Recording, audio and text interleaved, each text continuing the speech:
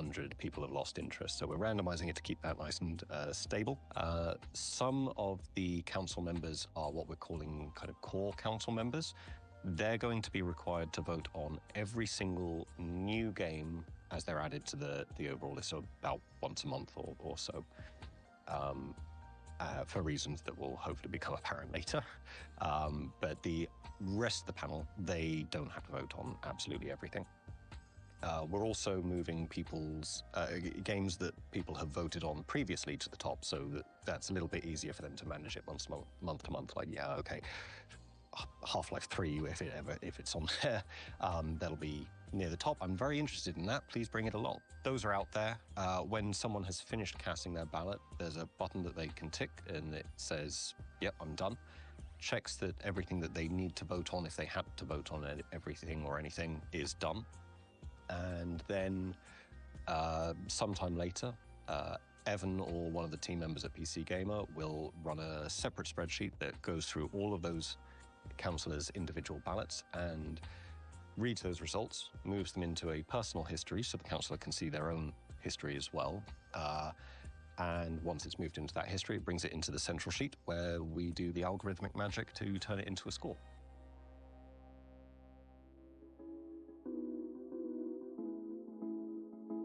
The standard way of doing it would be like an arithmetic mean. That's like your normal way of just add them all up and divide by how many votes you've got.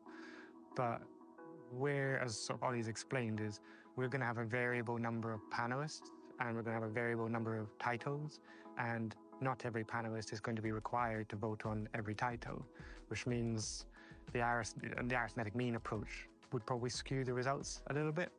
So we looked for an alternative, which is where we landed on the Bayesian averaging technique, but allows us to introduce a couple of parameters to help us to tailor how sensitive it is to different numbers of votes and the variation in the number of titles and the number of panelists over time.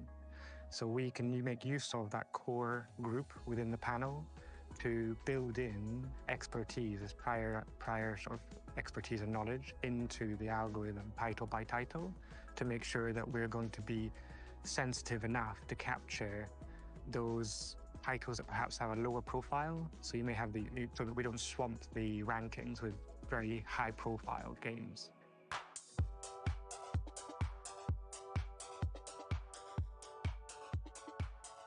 I guess if you start off with the traditional average that you're probably used to, where you add everything up and divide it by the number, it's then kind of just a tweak or a modification of that. It's almost slightly weighting it with some prior guess in a way. That guess is the opinion of the core panel that we're able to build in as an initial starting position for the arithmetic mean to then it would then drift as more votes are collected, and it would drift towards the total panel's opinion over time. So if we know that the core panelists gave a game an average rating of 3 or whatever, that they only represent, say, half of the overall panel. So we can use that and say, well, okay, if absolutely everyone on the panel voted on this, then it would probably end up with about 3. Yeah. If half of the non-core panel have voted and they're coming in at 4 or 5, then we know that the core panel would fill in the blanks kind of for the remaining quarter and bring it down a little bit. And we're able to tailor it title by title so that we can make sure that we're sensitive enough to the high versus low profile titles.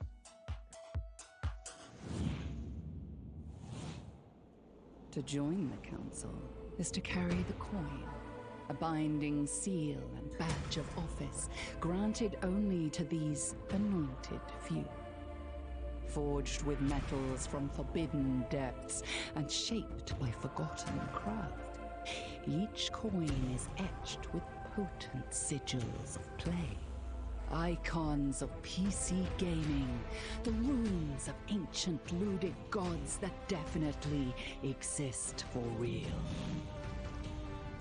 The Rook, bastion of strategy and tactical prowess. The pierced target, accuracy and precision, honed with skill. The Hammer, Building, crafting, cutting stones and raising walls, of simulated cities and survival fortresses. The winged heel, upward and forward, the joy of motion and speed, the spirit of bunny hopping. The die, the many sides of fate and their many roles to play. The clasped hands, fellowship in cooperation and competition. Campfire, the sharing of stories and gazing into the glow. And at their center, the eye of the council, awestruck yet unclouded. The vision of greater truths glimpsed through play, and the wisdom to recognize them.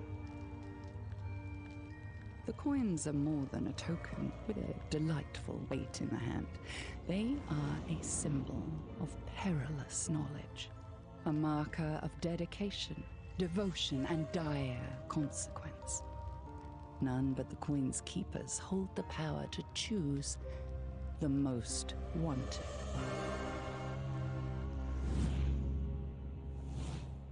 PC gaming show Most Wanted will begin shortly. Stand by for trailers and announcements in our countdown of the hottest PC games on the horizon.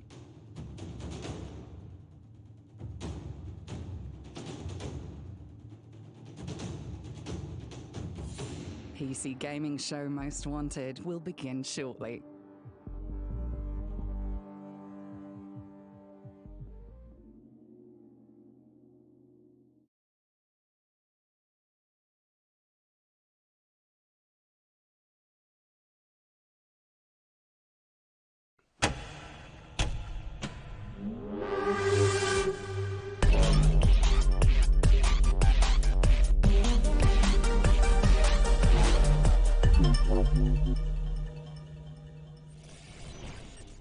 Hello and welcome to the PC gaming show Most Wanted, powered by Intel. I'm your host, Frankie Ward, streaming to you from the Churchill War Rooms, London's underground government command bunker built back in World War II. But why the fortified venue? Well, today we are doing the world's most dangerous work, putting numbers on video games. Maybe you've noticed there are a lot of video games lately. That's why over the next hour and a half of previews and exclusive reveals, we'll be counting down the definitive ranking of unreleased PC games as selected by the Council, PC Gamer's own hand-picked panel of more than 70 industry experts. We've tasked legendary game developers, accessibility experts, game critics, and content creators with choosing which games of tomorrow deserve your attention today. We tallied up those votes to build the Most Wanted, the top 25 upcoming PC games chosen by the finest minds in video games. But we didn't stop there. We traveled around the world to meet with developers in their studios, gathering first-hand info from the minds behind the games we want most. We'll be airing those interviews throughout the show. And that's not all. This entire show is a showcase of games we think you'll be talking about in the near future. We'll also highlight games on the PC Gaming Show wishlist, bringing you even more reveals and new trailers. Let's kick things off with the number 25 game on the Most Wanted list, Still Wakes the Deep. I mean, what better setting for our first game than a collapsing oil rig off the Scottish coast haunted by an otherworldly monster? This psychological horror game features 0 weapons, but I'm sure the protagonist will be totally fine. From the Chinese Room, the studio behind Dear Esther and Amnesia, A Machine for Pigs, this is one of only 2 horror games in our countdown.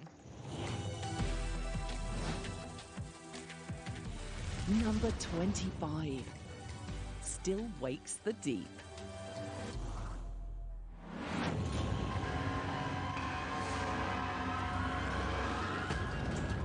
Hey there, PC Gaming Show. My name's Jason Graves, and I'm super excited to be able to officially announce that I'm the music composer for Chinese Room's Still Wakes the Deep.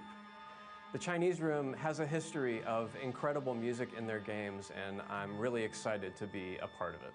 We knew very quickly that we wanted to work with Jason because we're not only doing scary music, we're not only trying to scare the player, there's other emotions we're also trying to evoke. So we needed someone who could walk that very fine line that we're trying to achieve. Yeah. I can be scary all day, and that's fun. But what really makes it fun, I think, is that combination of emotional and scary, because one sort of feeds the other. The setting of the rig in the middle of the ocean felt like the score needed to be sort of smaller and dialed in. We sort of split the sounds of the score in half. And one half of the score, we've got live strings and live woodwinds. You can't replace live players. These players are fantastic. And it's about the emotion and the humanity. The other half of the score is a synthesizer and an actual sound sculpture that was built specifically for the score. I've got a friend who literally is a metal artist, and he ended up creating a sculpture which he affectionately named the rig. Every surface of it can be tapped, bowed, scraped, or rubbed, and it makes all these different sounds. And they are about as non-human and non-emotionally tender or sensitive as you can get. It's the opposite end of the spectrum. It's an emotionally complex game, and I think the music is able to reflect this with the use of these several different families of instruments. And this game, I think, is going to be another fantastic entry in the Chinese Room catalog.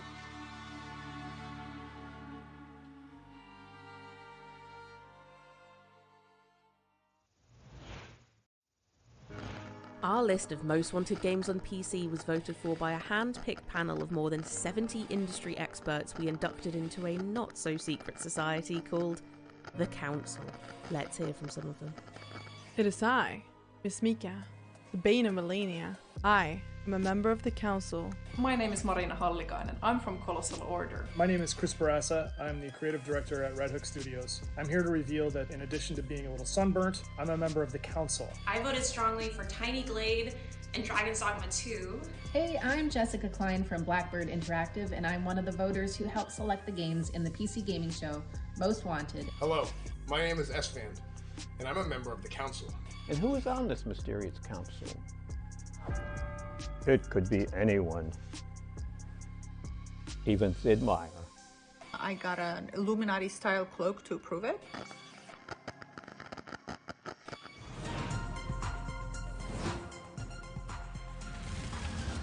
Number 24, Sword of the Sea.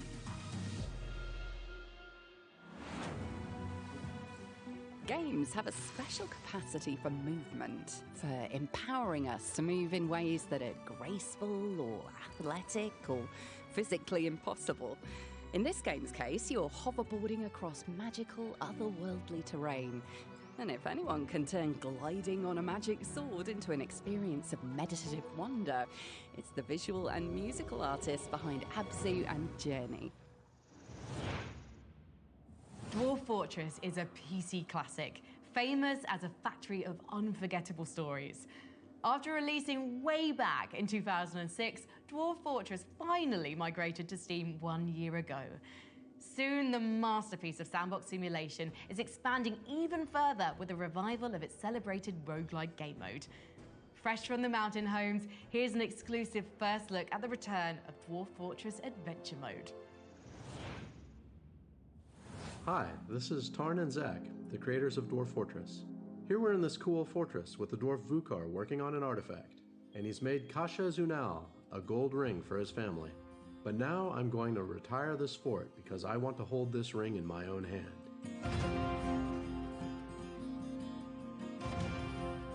I can make a character in adventure mode, anyone I want, even a whole party. Let's take this one. We can explore sites, fight monsters, join a faction, or go off to an old fortress to steal our ring. I've arrived with my hippo friend. We're pretending we belong here, sneaking down into the darkness. And there's the workshop. Let's grab the ring. There's a huge map to explore. Adventure mode is a great way to experience the world of Dwarf Fortress. Dwarf Fortress's Adventure Mode will venture forth in the second quarter of 2024. Next up in our countdown, we've got another great-looking independent game. Set in an eerie Polish town in the 1990s, Holstein blends throwback pixel art, modern dynamic lighting, and mixed camera perspectives that caught the eye of our judges.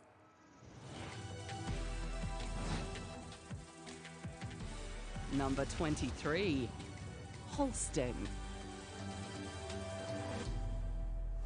Tomuś, kochaneczku, pomóż kobiecie w potrzebie. Uważaj tam na siebie. Byłaś stamtąd, jeśli wciąż niczego nie znalazłeś.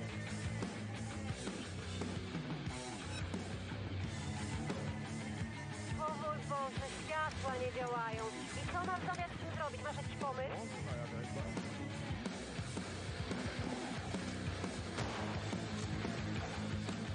Na terenie należy zachować zasady bezpieczeństwa i higieny pracy.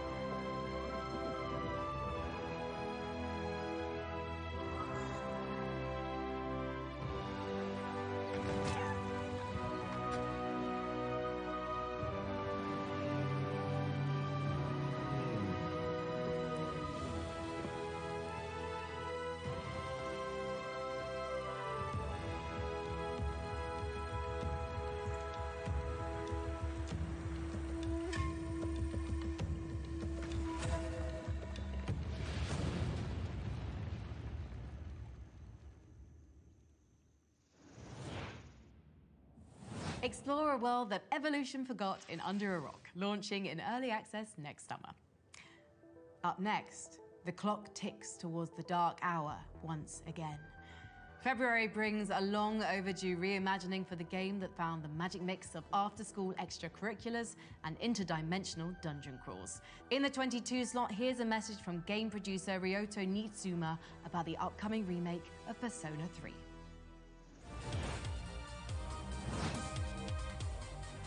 Number 22, Persona 3 Reload. PC ゲーミングショーをご覧の皆さん、こんにちは。ペルソナ3リロードプロデューサーの新妻亮太です。この度は数多くのタイトルからモーストウォンテッドゲームズに本作を選んでいただき誠にありがとうございます。皆さんの大きな期待を感じられてとても嬉しいとともに、その思いに応えられるようにしなければと開発一同身が引き締まる思いです。ペルソナシリーズのターニングポイントとなったペルソナ3から17年、今の P スタジオの手で装いを新たに生まれ変わったペルソナ3リロード。本作の登場キャラクターの一人天田健の紹介映像を先日公開しましたが、見ていただけましたでしょうか。まだ見られていない方のためにも本日はこちらを皆さんと一緒に見ていきたいと思います。ではどうぞ。So, I decided to call this meeting to introduce him to the rest of the squad. I'll try not to get in anyone's way.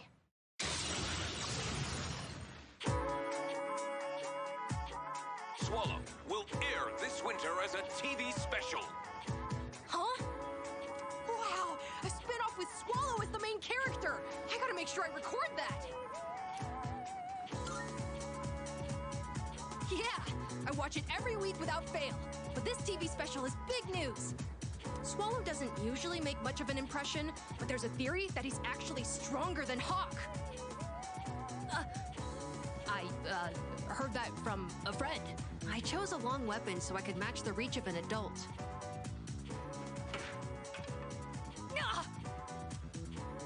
Oh, I hit my shin again. There! Die! Now's my chance. Fly! I'm catching this!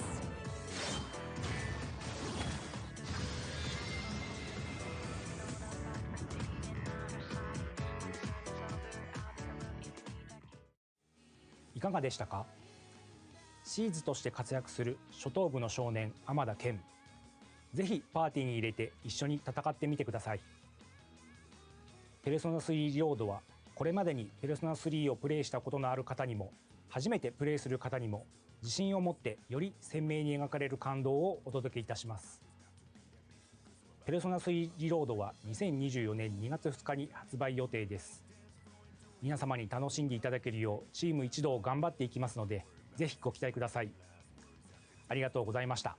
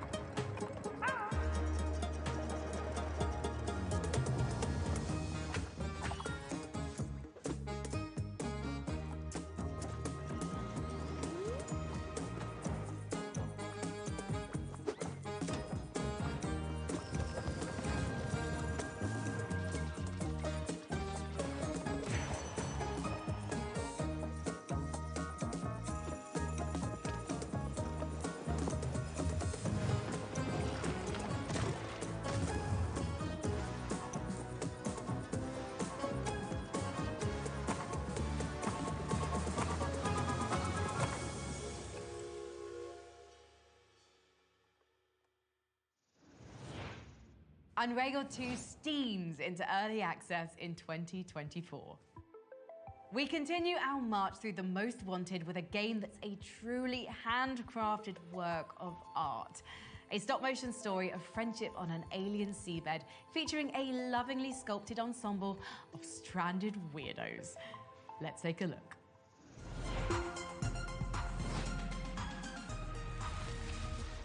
Number 21. Harold Halibut. Hi. More than 10 years ago, we started building tiny sets and puppets to make our game Harold Halibut. Now, the wait is almost over. Enjoy our new trailer. Learning about people is a kind of adventure. A way of exploring lots of little worlds that exist within the Fedora. Even if one of those little worlds looks barren and uninhabitable from the outside, usually when you make contact with it, you'll find plenty of life and laughter there. Hello again, my alien fish bud. How are you doing? Too bad you can't tell me.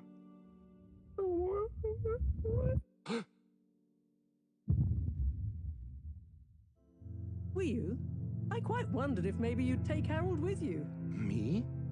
To the cave? Yes, to investigate the source of the particles.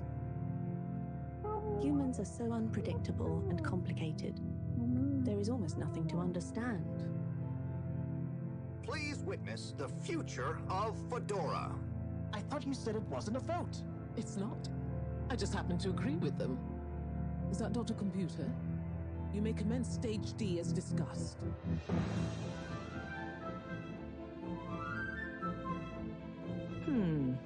Something is afoot. Too many things that don't add up. It all seems a bit fishy to me.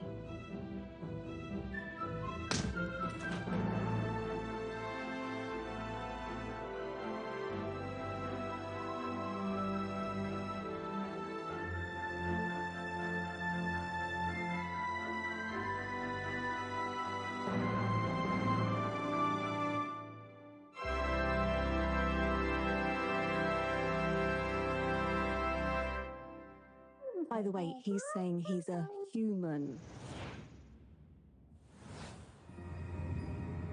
You must understand. Sands of Ulra is a great entry in the blossoming ARPG genre, and you can play it today on Steam. We have suffered.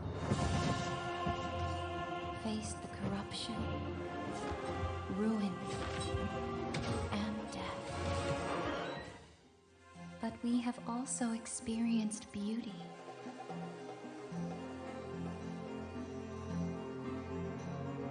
Kindness, union, and ingenuity. Yet there is much left to be discovered.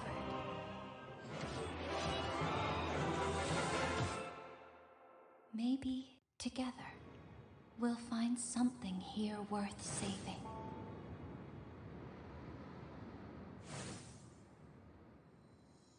Now let's see some more titles from Freedom Games.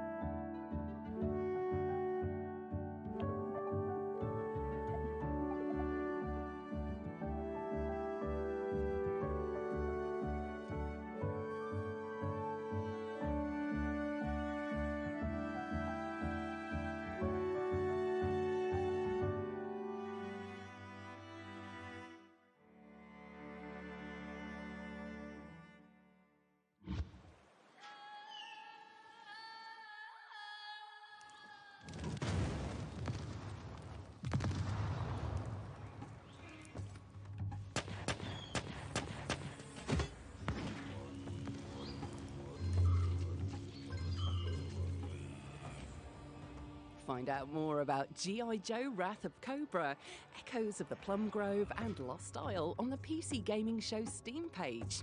Back to you, Frankie. 2023 has been one of the best years on record for RPGs.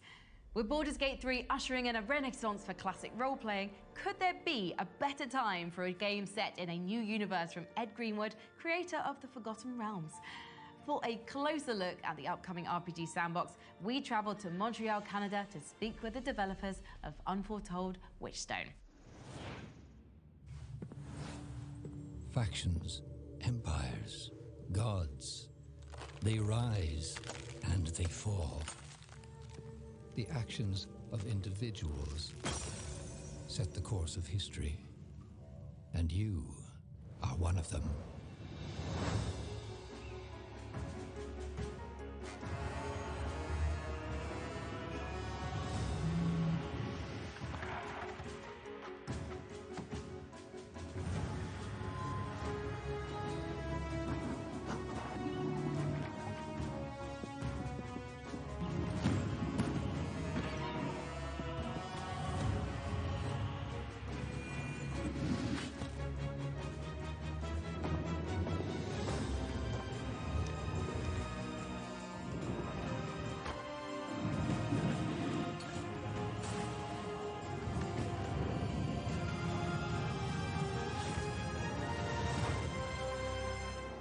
How will you shape fate?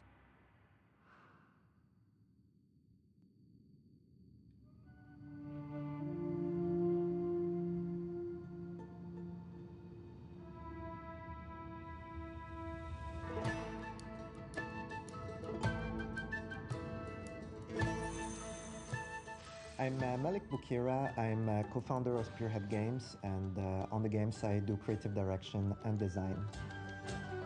the aspects of the tabletop experience of RPGs that we really want to bring, the freedom is a big aspect. And not just the freedom, the sense of agency with that world. Freedom alone is cool, you can do different things, but you want that world to respond. And on tabletop, you have a game master, you have other players, there's always a response to the things you do. Freedom is also about creativity, feeling clever, feeling like you did things your way. Like a tabletop RPG, players are more free to do stuff that they want to do, right? Usually in CRPGs, you'll see player being locked into certain dialogue options. We decided that no, we want a way sort of philosophically, the player can construct their own sentences. When it comes to dialogue, we added something that's really cool and unique, which we call the influence system, and it unlocks interacting with characters, talking to them at a really cool level. So you start by determining something you want from that character, whether it's just following you around, meet you somewhere, attack someone, give you something they have in their inventory, or join you as a companion even if you want. And then you pick an approach. How do you want to go about that? You can go sweet talk them, be charming about it, you can threaten them, you can blackmail them, you can argue with them logically if you have like a smart character. If you're a cleric, maybe you can convince them it's the right religious thing to do. We decided on turn-based combat because, first of all, it is truer to the tabletop experience, but also, like our dialogue and a lot of the choices that you make in the game, we really want players to have the time to reflect and sort of make the best tactical decisions, even in combat.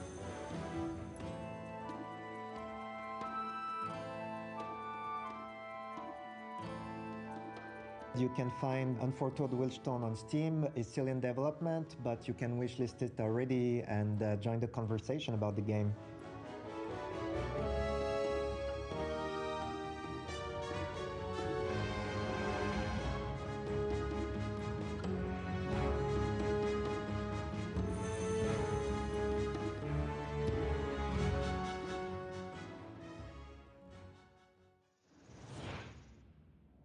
A world's worth of stories is ours to tell in Unforetold Witchstone, launching in early access on Steam on January 25th, 2024. What a moment RPGs are having, eh? You can add every game on our wishlist to your Steam wishlist by visiting the PC Gaming Show Steam page. Go to pcgamer.com/wishlist for a full list of every game in today's show. Up next on our most wanted list, you'll want to keep your blaster hand ready. In a galaxy of scoundrels, sometimes it pays to shoot first. Number 20, Star Wars Outlaws.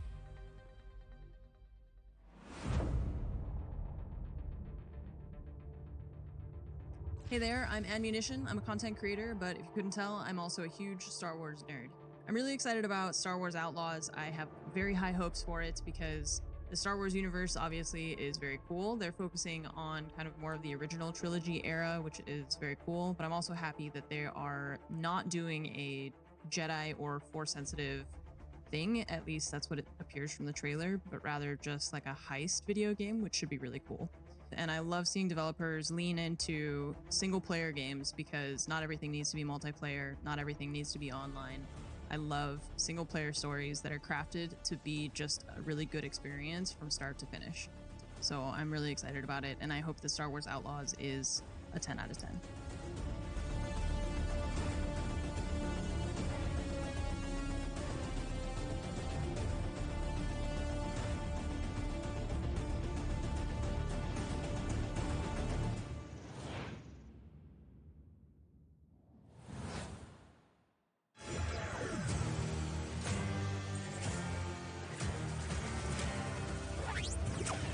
My turn.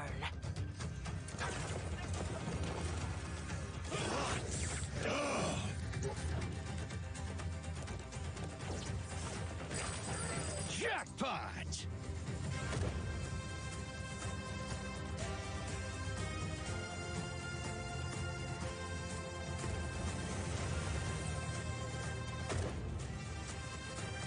I ain't digging no holes.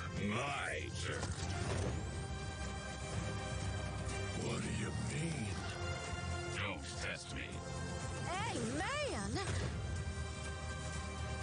Boosters engaged.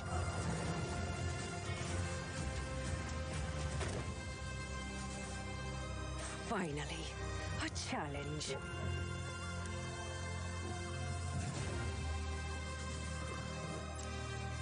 Locked and loaded.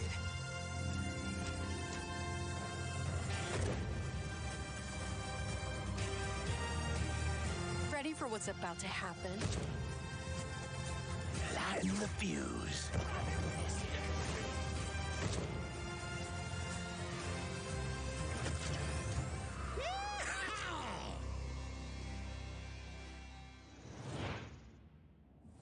This space western roguelike hits high noon when Wild Bastards arrives on Steam in 2024. Coming up on The Most Wanted, our exclusive on-location interviews with the development studios creating Path of Exile 2 and Homeworld 3. Plus, we're giving away a custom-built Intel PC. You like computers, don't you? Stay tuned for your chance to win. Let's continue our countdown, shall we? We have all heard that devils may cry. But do they kickflip? From Devolver Digital, a dreamlike game of diabolical skating.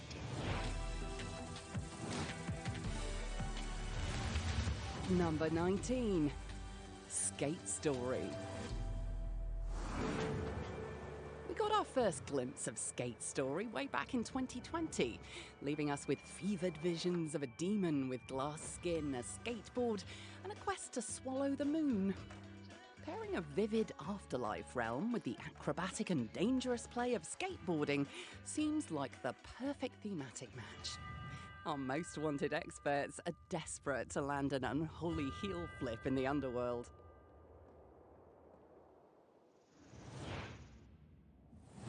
Now, as we all know, pirates have two great weaknesses: scurvy and poor infrastructure. But in this up-and-coming city builder, the true pirate utopia is yours to build, ensuring the golden age of piracy lives on.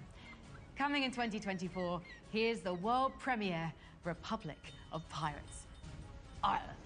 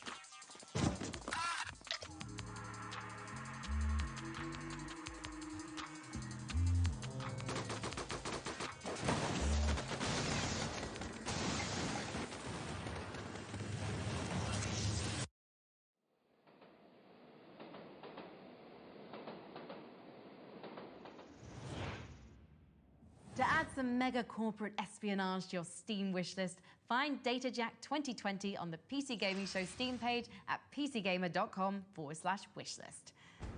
The Most Wanted continues with the first strategy game selected by our panel of judges. Menace is coming to us from Hooded Horse, a specialty strategy publisher, and Overhype Studios, the folks who made the gritty tactical medieval game Battle Brothers. Now they're trading low fantasy for the far future in their first 3D game. Get ready to give those aliens hell, but not too quickly, as this is a turn-based game.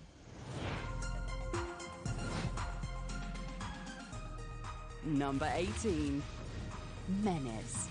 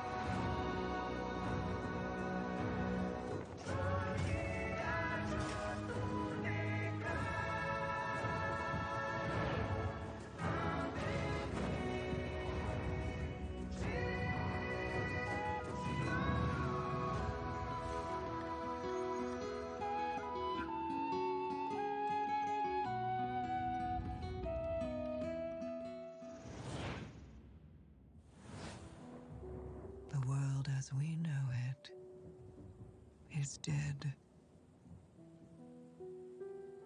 But with every death, new life blossoms. A life crying out into the void, fighting for its survival tooth and nail. A life that adapts, overcomes, and continues to rise above any and all. Life that learns to idolize and worship, sacrifice and maim, wage war and destruction. A life that burns so bright it may set the world ablaze. And you decide if its survival is in the cards.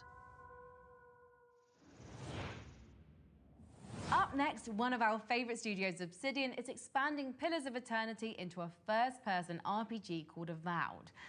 One of the things that intrigues us about Avowed is that it specifically isn't setting out to put you in a sprawling sandbox, but something more concentrated, like the studio's recent sci-fi RPG, The Outer Worlds. And here's another curveball. The gameplay reveal trailer showed flintlock pistols. I'll say it again. We might be living in the best moment for RPGs.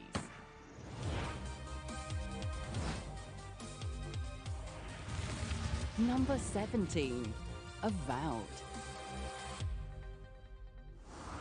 Avowed has me super excited because of the studio making it, Obsidian. From Fallout New Vegas to The Outer Worlds, they've shown us they know how to make an RPG that I'm gonna love. When I was watching the gameplay trailer, I was seeing all these flashy weapons and cool spells and these big dungeons, and I was thinking to myself, there's a little bit of Elder Scrolls in there, but with a Obsidian twist on it, as they always do. So I'm looking forward to probably crafting and big, beautiful storytelling, big set pieces, and a gorgeous, dangerous world to explore. And I'm going to sink my teeth into it. The Living Lands await in Avowed, coming sometime next year. Now, one of the cool things about PC games is that it's the platform for the eccentric and the experimental. This is the platform where unconventional games about hypnospace detectives or city builders on space wells are born, where Farming Simulator has its own esports scene. Our next game is in that same legacy of weirdness, but with plenty of interesting ideas underneath an art house exterior. Indica is a meditation on religion and authority, following a nun's existential journey with the devil by her side. Let's see what kind of trouble the game's creators in Kazakhstan are getting into.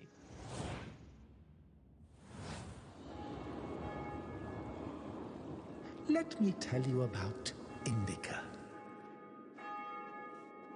Who is she, you ask? Well, she's a nun. A rather plain one, if you ask me. She prays a lot, works hard.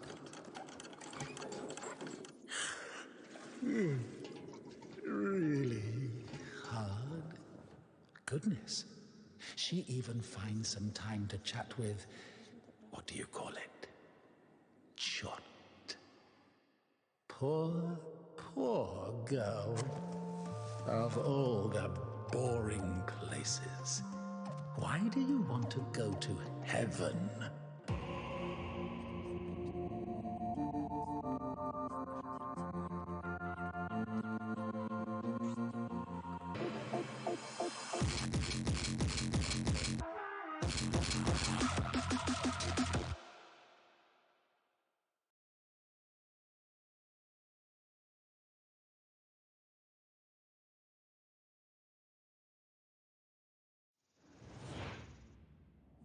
Indica arrived on PC in early 2024.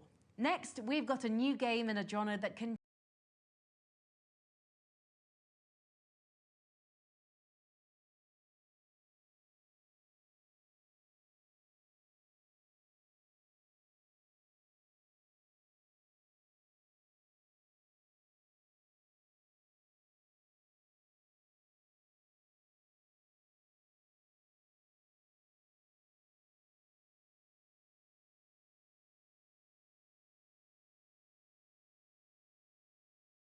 continues to evolve and grow.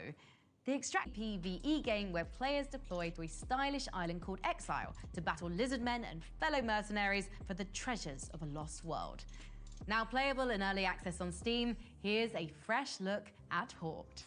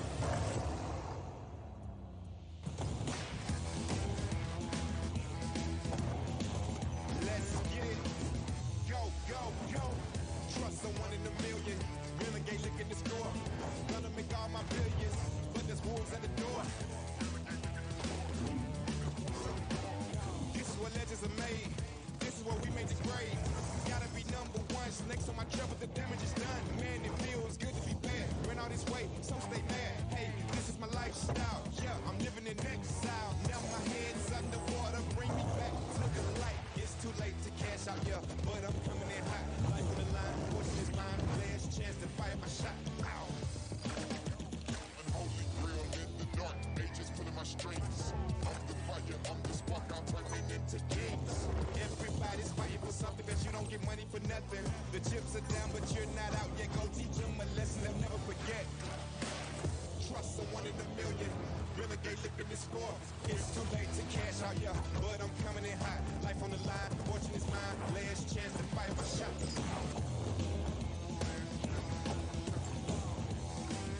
Last chance to fire my shot.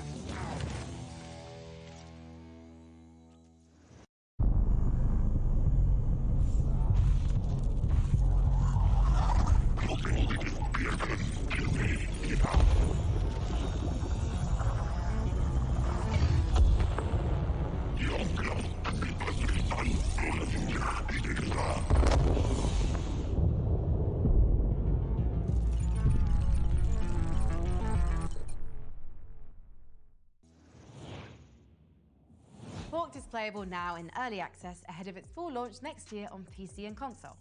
To claim free in-game items and premium currency, visit playhort.com/rally today. Don't miss your chance.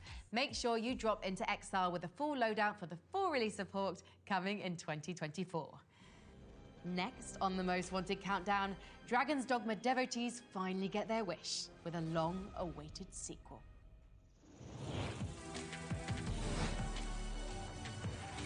Number 16, Dragon's Dogma 2.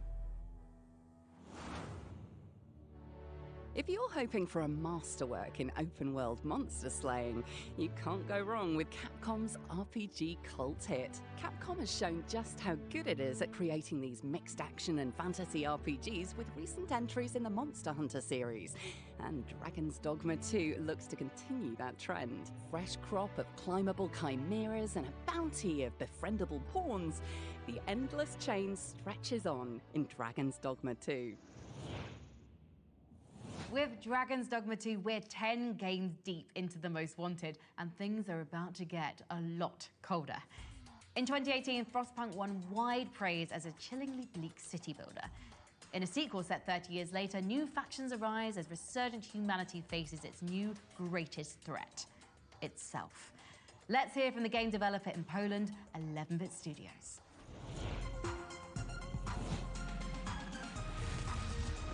Number 15, Frostpunk 2.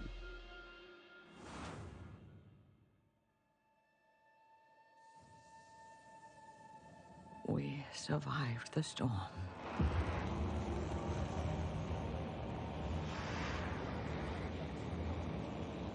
But it changed us.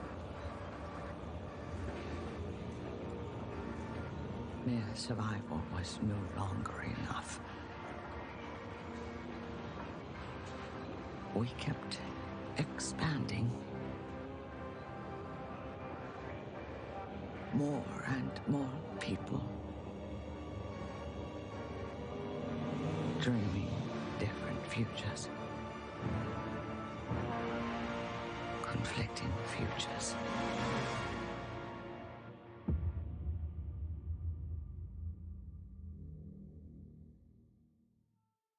Hi, I'm Kuba Stokalski. And I'm Łukasz Juszczyk.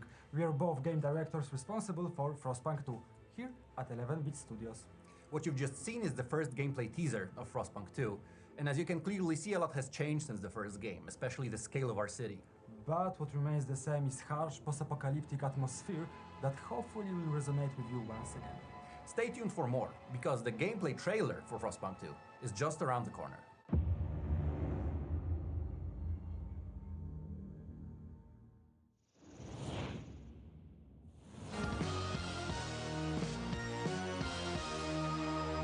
I'm Brandon Sheffield, the creative director of Demon School, and I want to tell you about our tactical battle system. This is the planning phase where we'll plot our movements, which can be rewound at any time. Characters can only move in straight lines or side steps, like if you combined a king and a knight in chess. You attack enemies by running straight into them. You can see Faye did 1 point of damage here. Namako doesn't deal damage, but stuns and debuffs enemies, reducing their defense. Now if our other damage dealer Destin hits this demon, he'll do 2 points of damage. But we can take this further. If Newt, our healer, heals a character with full health, they get an attack buff. Destin now does 4 points of damage to this enemy. You can also do combos by pushing or pulling an enemy into another friendly character, as Namako and Faye are doing here. Once you're happy with your choices, you start the action phase and watch it go. These are the main puzzle pieces you'll be working with, but there are 15 characters, each with their own unique abilities for you to discover. You can also study new techniques, improve your relationships, fight huge bosses, and unravel the mystery of why demons are breaking through to the human world on this mysterious island. We hope you enjoy it.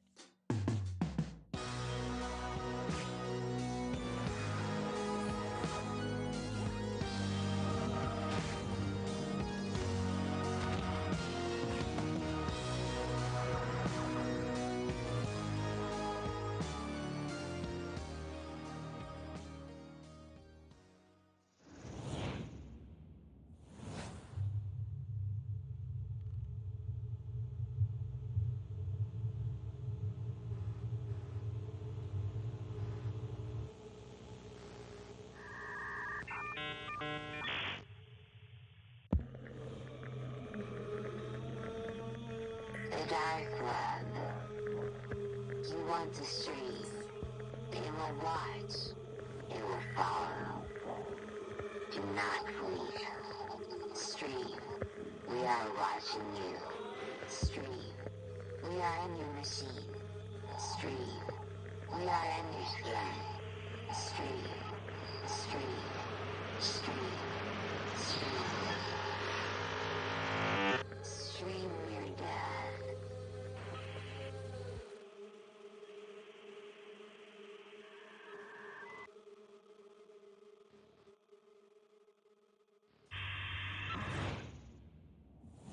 Next, with the only game on the most wanted list that's available now in early access, a team of retro shooter specialists are asking an important question.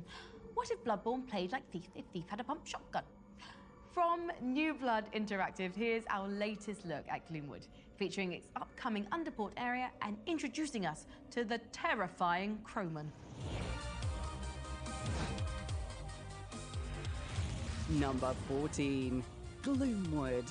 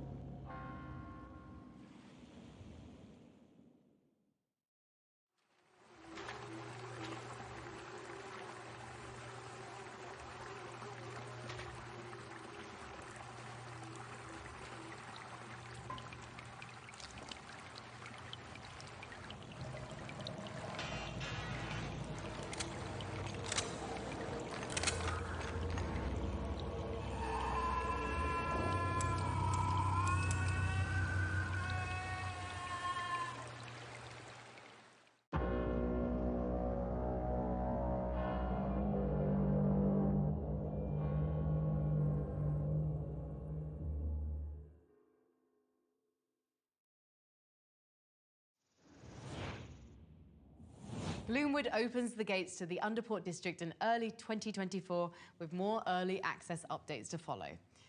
Newegg is, of course, one of our favourite places to find upgrades, and later in the show we'll be sharing some recommendations in our holiday wish list. But we've also partnered with Newegg to build a... Oh, wait, am I reading this teleprompter right? We bought an egg-shaped computer. I'm inside. What's my target? One new egg.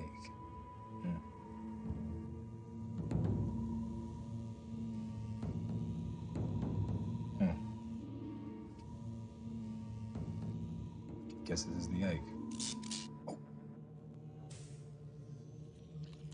See, you found my egg. What the hell is it?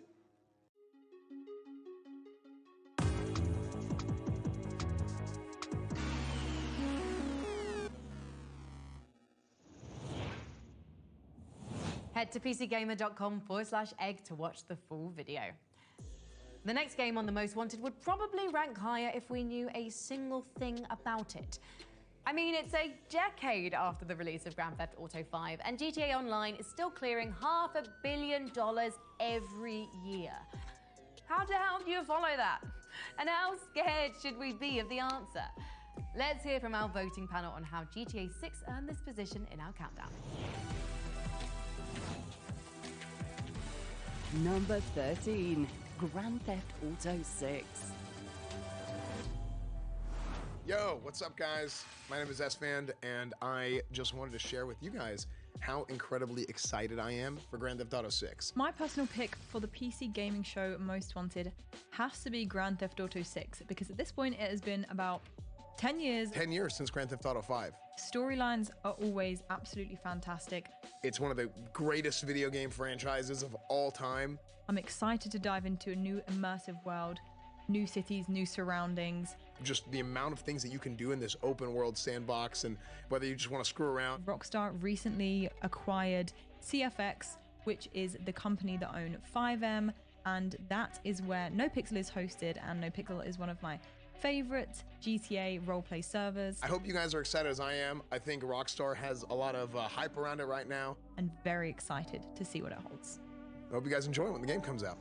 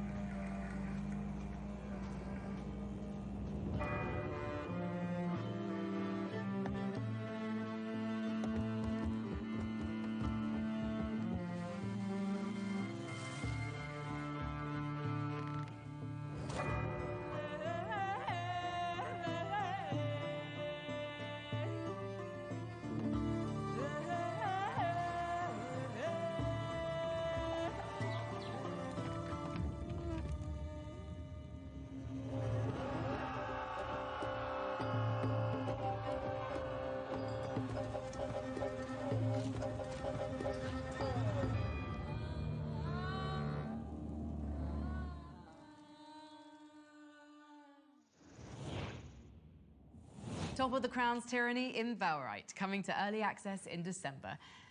Our next game rounds out a killer combo of high-profile fighting games that have hit PC in the last year.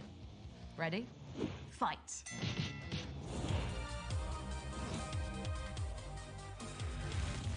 Number 12, Tekken 8.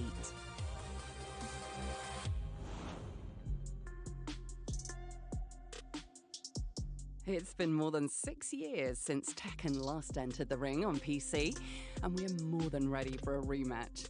With revised fighting mechanics going all in on aggression and 32 characters to try before you settle on the guy with the leopard head, Tekken 8 weighs in right in the middle of our most wanted list.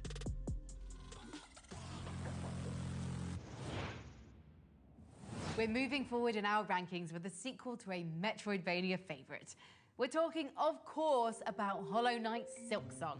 Oh, hey, Frankie. I think you could use a little backup on this one. Hi, Sean. How did you do that? Well, you know, it's PC Gaming Show tradition to have us, like, orbiting in a space frigate or in an underground facility, so, you know, I just started calling around. You video called a World War II bunker? I did. My powers are great, and so is my excitement for Hollow Knight Silksong. Number 11, Hollow Knight Silksong.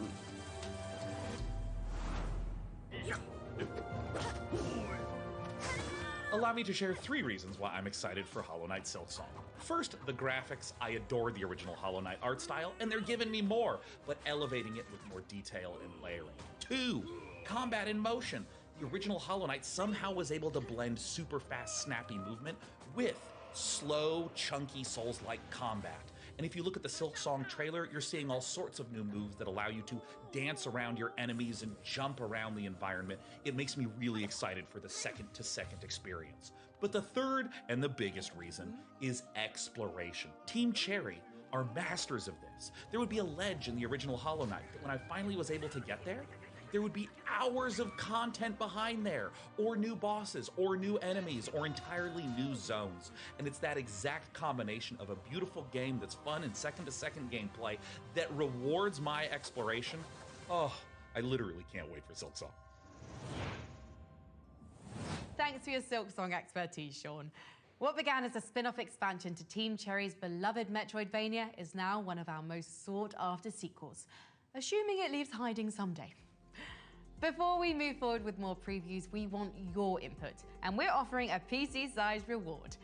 Follow the QR code on screen and complete our PC Gaming Show viewer survey, and you could win a custom-built AC Mirage gaming PC powered by an Intel Core i9-14900K CPU. And now, a world premiere.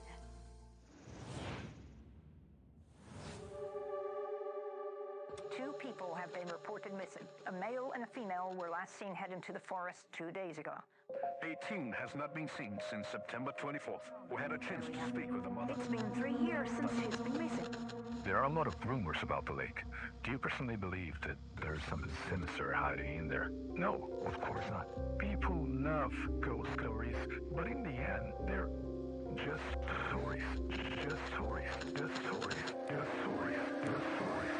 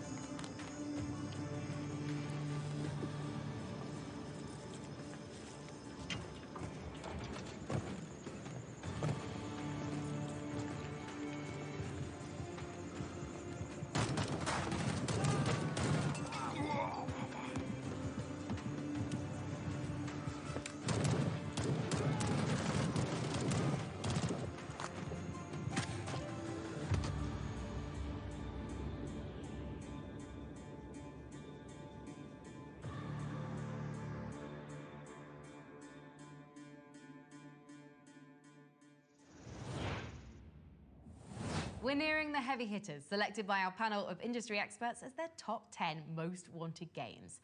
But first, a fresh look at the gun fu gameplay of Spine.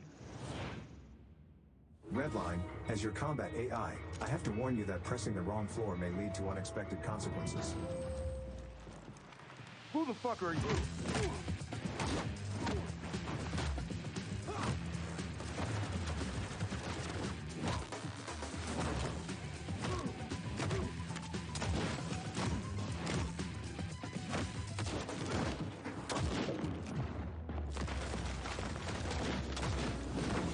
No elevator this time?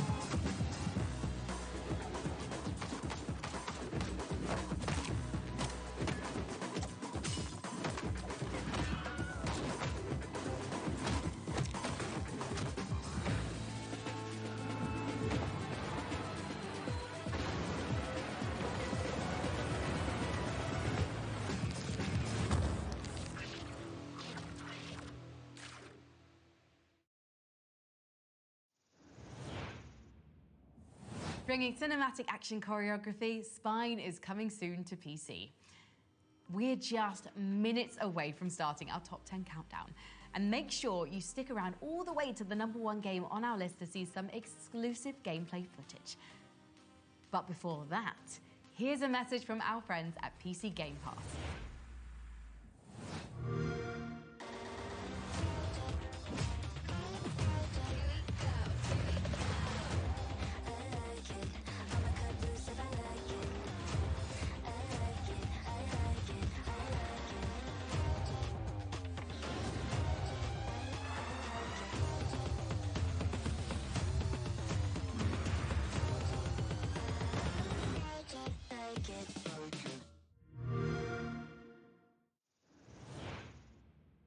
For its first post-Destiny release, Bungie's taking a walk back through time for our first entry in the most wanted top 10. Wielding 30 years of sharpened shooter design, the studio is busy carving a new extraction shooter from the series that paved the way for Halo. So far, we haven't seen much of Marathon, but its mix of rampant AIs, mysterious alien precursors, unknowable space entities, and high-saturation clone firefights are more than enough to earn slot number 10. Here's a special message from the studio.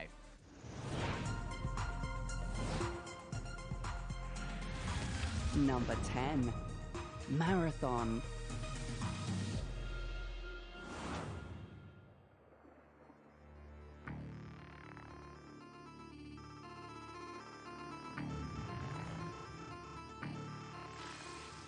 Hello, I'm Christopher Barrett, franchise game director on Marathon. We're incredibly humbled by the reception Marathon has received since its announcement earlier this year.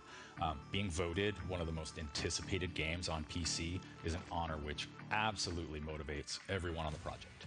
The whole team's hard at work right now, building Bungie's take on the extraction shooter genre. And the next time you hear from us, we'll have a lot more to show, including gameplay. Thank you. I genuinely cannot wait for that one. Right, let's keep things moving with a couple more trailers. My creation has gone rogue.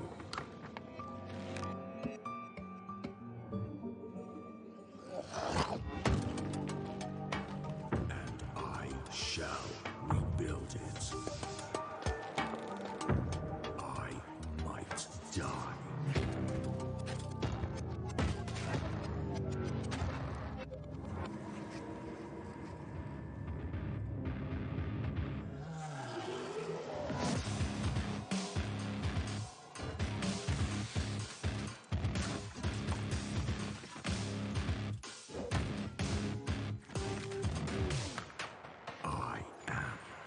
Master Architect.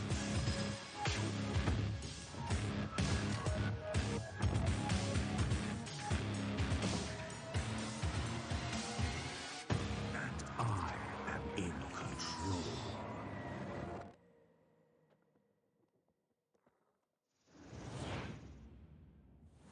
Welcome to Crashlands.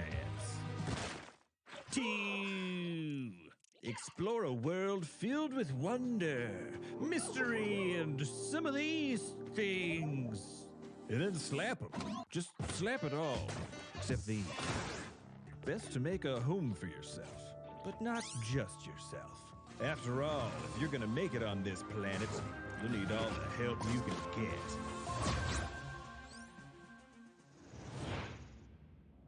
Crashlands 2 drops onto Steam in 2024.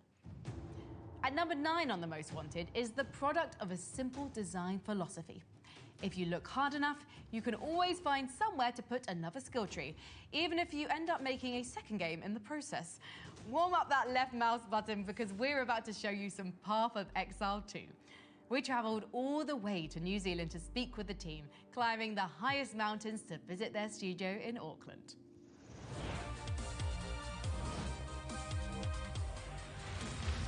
Number 9, Path of Exile 2.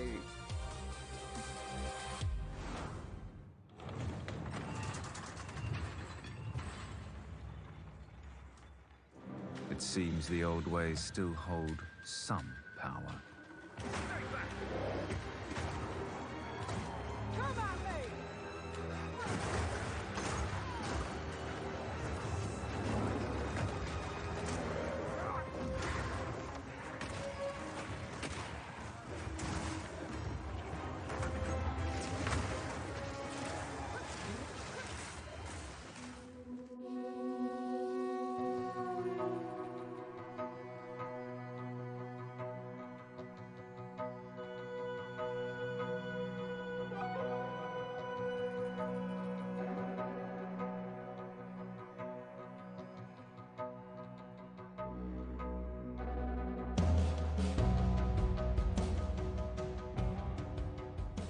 Path of Exile 2 is basically our next generation action RPG. And one of the things we really wanted to make sure that we were doing with it is to make the action combat really, really excellent. We just want to make sure that anyone playing the game, you can play it like an action game, feels fun to play. We've added things like dodge rolls and like hack canceling, things like this. And it just means that the game just feels a lot better than it previously did, as well as everything else that you'd expect from a sequel to Path of Exile. One thing in particular that sets Path of Exile apart is obviously the depth, but in the itemization systems, crafting systems, but also the sheer number of quantity of monsters, encounters. Like, we have over a decade of content that is going to be available in Path of Exile 2 as well. For Path of Exile 2, we really want to keep the mechanics from Path of Exile 1 that are great, but we can now have the opportunity to rebuild them or restructure them in a way that is easier to understand and much more accessible for someone coming at it for the first time, and keep that depth there, either hidden away or much more natural to understand. I think there's a big difference between depth and complexity. Path of Exile 2 in some ways is less complicated than Path of Exile 1 because we've simplified the sort of technical complexity around doing things like the way you socket skills and things like that to make it easier to understand. But at the same time, we're making sure that we keep all the depth in terms of character options and things that you can do. So everything is still there as far as like, what can I do to build my character? It's just that it is easier to do so because you don't have to be worrying, for example, about when you're changing your items that you're going to break the way your skills are working and things like that. So I think that actually new and regular players can tolerate a lot of depth. It's the complexity that we want to try and avoid. The dodge roll actually came about because we really wanted to be able to find a way to having some skills that took longer to do than other skills. But the problem with that is that skills feel really terrible if you start them and then you can't get out of them. So we really needed a way to make that interruption be possible, and the dodge roll was a really great way to do it.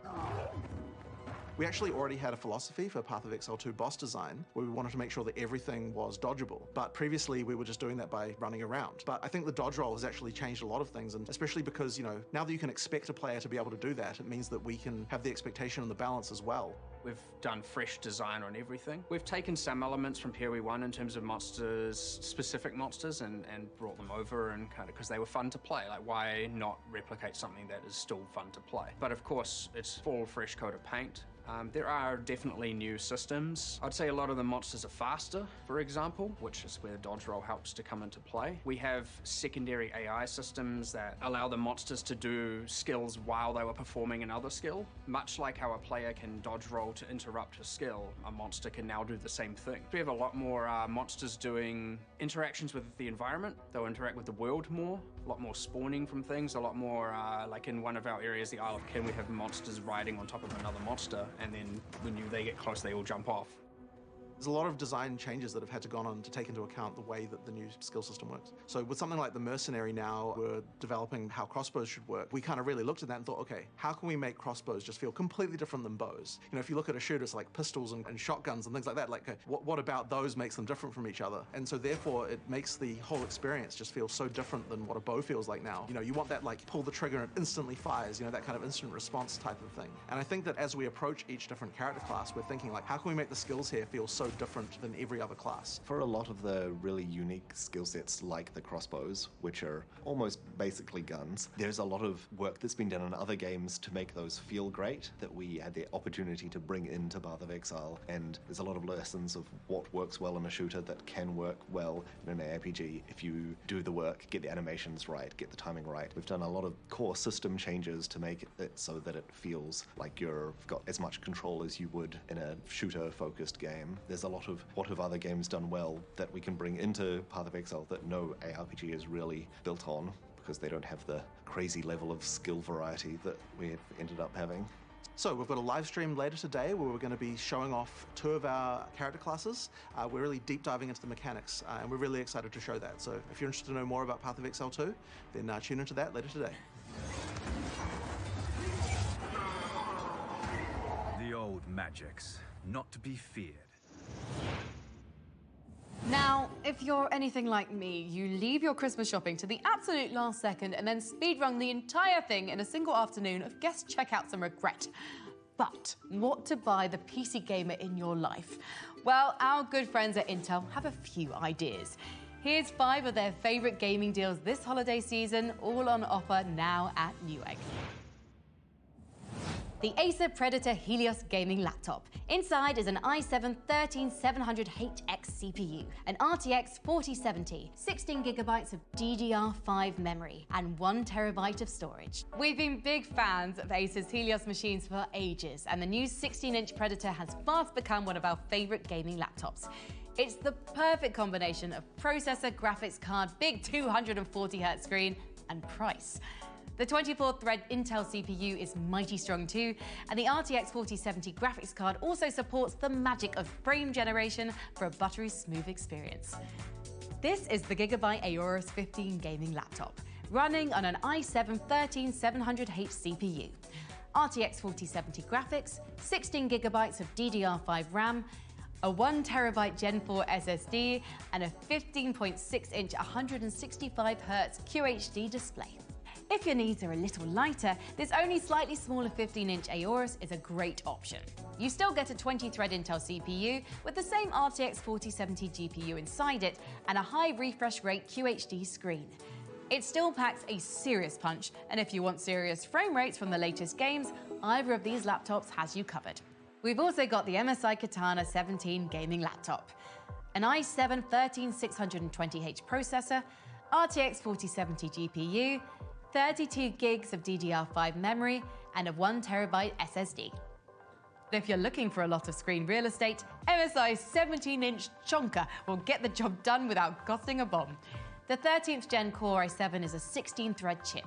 The machine still sports an RTX 4070 graphics card to handle all the newest releases, and you content creators are going to love the massive 32 gig of DDR5 memory this expansive laptop has to offer. Next, MSI's Aegis gaming rig, carrying the i7-13700F CPU, an RTX 4060 Ti, another spacious 32 gigs of DDR5 with 2TB of storage. So yeah, you remember that big black obelisk from the start of 2001: A Space Odyssey, right? MSI's Aegis R PC very much has that vibe, but also throws in a little RGB gaming flair. Inside this monolith, you'll find a beefy 24-thread Intel CPU and way more memory and storage than you'd usually find in a PC at this price. Finally, we have the 12th Gen Core and Arc bundle, an i7-12700K CPU and the Arc A770 with a $50 discount. But there ain't much that can top the feeling of building a gaming machine with your own 2 hands. And these Intel Silicon bundles will allow you to do that at a bargain price. For us, pairing a 12th Gen i7 with an ASRock Arc 770 is a real smart money play, because these older CPUs share a ton of DNA with the latest 14th Gen chips. And this graphics card has only got faster since launch. Damn, those are some powerful computers. Let's hope Santa thinks we'd all be nice this year, or at least he hasn't heard any of the things you've said in solo queue voice chat. Okay, our next game is a fun one.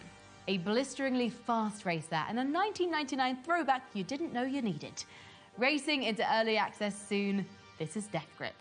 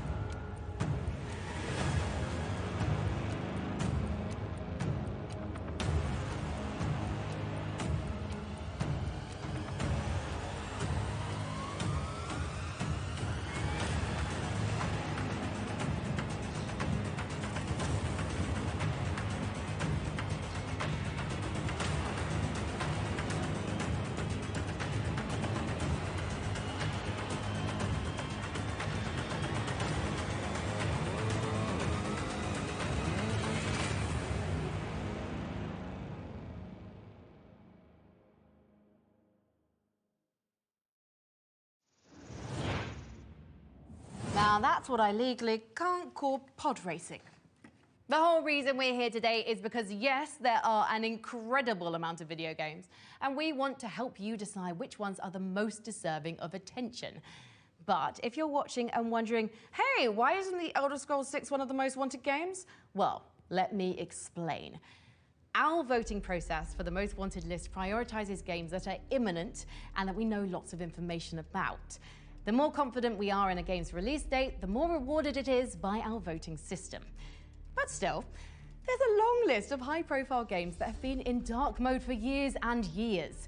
While theoretically enormous, they're frustratingly absent from the public eye. So, just to give them at least a moment of acknowledgement, I'm going to see how many of these I can rattle through. Ready? The Elder Scrolls 6, Bioshock 4, which was announced 4 years ago, the eventual Cyberpunk 2077 sequel, The Witcher remake, Project 007 from the team that made Hitman that's probably going to be incredible, Dragon Age Dreadwolf. Come on, BioWare, let's see it. Death Stranding 2, Star Wars Eclipse, yes. The Tom Clancy's Splinter Cell remake. Oh, and that untitled Fallout-like RPG from New Blood Interactive. Armor 4, that League of Legends fighting game that looks really good. A Wonder Woman game. The new Indiana Jones game from the folks that made Wolfenstein. Good and Evil 2, which has been in development for something like 15 years. The reboot of the Skate series and Crisis 4. Crisis 4. Oh, while I catch my breath, let's see a couple of games that actually have gameplay footage.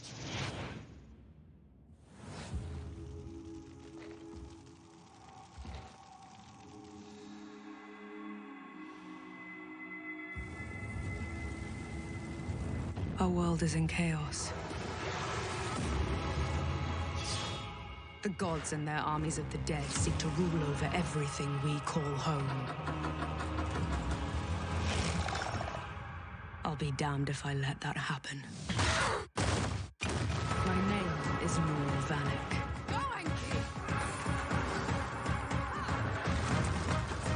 Survivor. Soldier. God killer.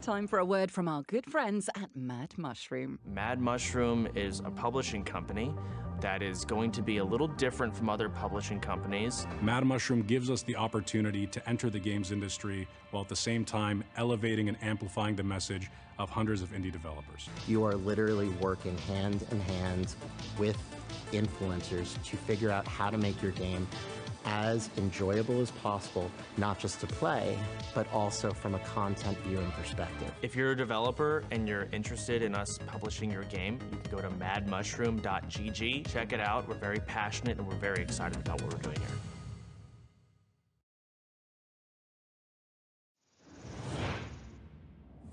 In a city that never sleeps, innovators like Kieran Short and the All Street New York City Collective remind us that with the right tools, like the Alienware laptop, the boundaries of art and technology can be pushed beyond our imagination. That's where Alienware's top-of-the-line computers come in. Introducing our real-life XP boost, the Alienware Power Boost Benefit. Scan our QR code or visit the site below to see how Alienware is undeniably stepping up the game.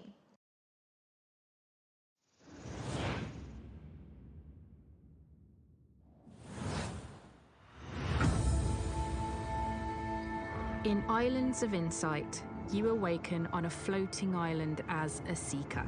Your goal is to explore a serene fantasy realm of ancient wonders and natural beauty, solve its mysterious puzzles, and unveil the secrets of the islands. We designed the world to be brimming with thousands of handcrafted puzzles, each of them carefully placed throughout the landscape. You might start off solving logic puzzles and then decide to search for hidden objects or go find some perspective or memory puzzles to take on. Designed by some of the best minds in puzzle design, our puzzles vary in difficulty and are thoughtfully crafted to be relaxing, challenging, and satisfying to solve for newcomers and seasoned puzzle fans. There is no linear path in Islands of Insight. You choose where to go, which puzzles to solve, and in what order, all at your own pace. You can solve puzzle quests to unlock new areas in the campaign, or explore the main island, an expansive open world where most of the puzzles and secrets are found. Wander around the sublime landscapes on foot, or glide above them. Our shared world allows for seamless interactions and collaboration between players. You can interact with others for a bit of guidance, or you can play entirely on your own. This is your adventure. In today's fast-paced world, we hope Islands of Insight delivers a sublime escape for players looking to unwind. If you want to discover more, play our demo today on our Steam page.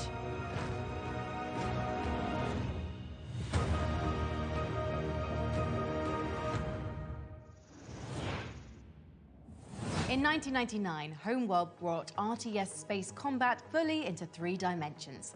Now, 20 years after Homeworld 2, it's a very different world for real-time strategy, and an excellent time for a comeback. From Blackbird Interactive, this is Homeworld 3.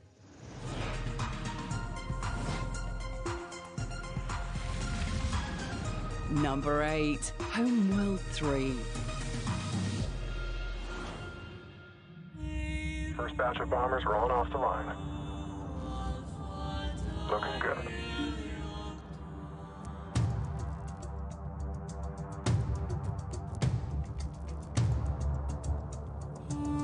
Homeworld 3 is a 3D strategy game set in space. It's incredibly cinematically compelling. When we were first starting up on Homeworld 3, we were thinking, what are some of the coolest spectacles you can think of in the universe that you would want to play in or around? In essence, Homeworld 3 was really our original dream of Homeworld 2.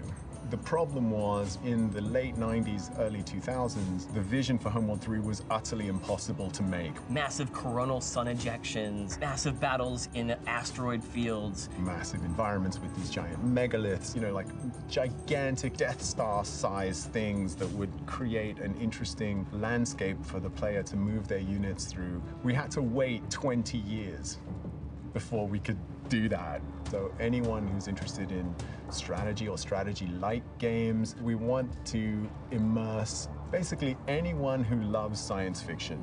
For us, Homeworld 3 is a love letter to the fans of the franchise that have been with us over the last 20, 22 years. And with Homeworld 3, we want to just continue that amazing feeling that you got from playing Homeworld 1 back in the day and give that to you again. you can play Homeworld 3 at the pace that you want to play. Tactical pause are going to allow you to actually just pause the game 100%. We have a classic controls, which you'll know and love from Homeworld 2, and then we have our modern control scheme.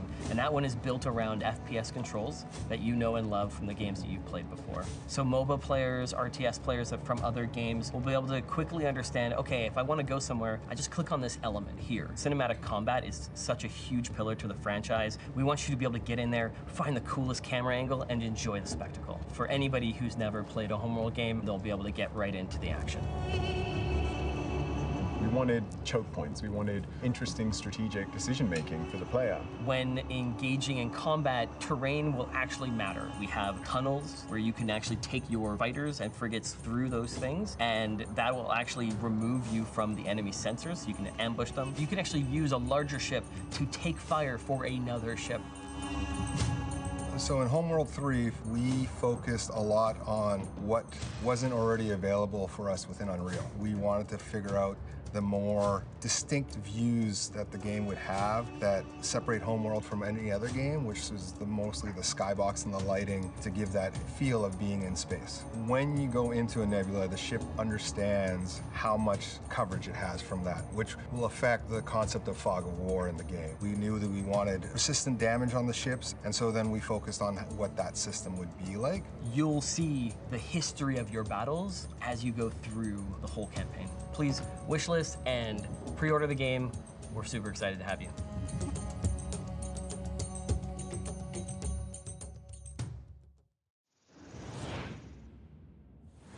A myth, a tale of a long-forgotten saint. For there was once an empty potential about to be birthed into existence. But the potential was greeted by short-sightedness.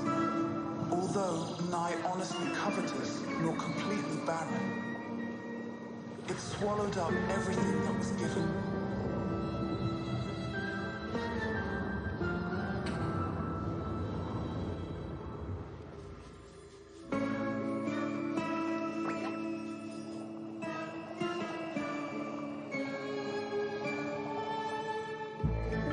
The saint, reincarnate as fit and proper, but never aware, dictated from beyond by blessed ignorance and idle hands. Uji's solidarity, like a utopian hummus. Blessed be she. Life is not given, but received, and her worth lies therein.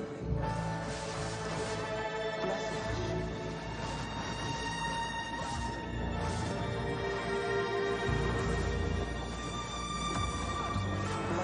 she.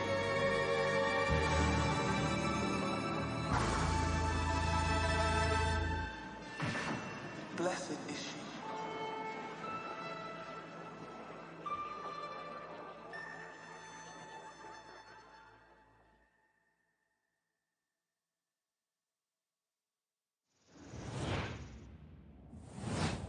Perhaps you've heard of an obscure little indie game called Stardew Valley? Or maybe the hundreds of cozy life sims it inspired. Whilst its imitators are busy trying to rebottle the farm life lightning, Stardew's solo dev is leaving the barnyard behind. From two editors at PC Gamer, Lauren Morton and Molly Taylor, let's hear more about this highly anticipated follow-up.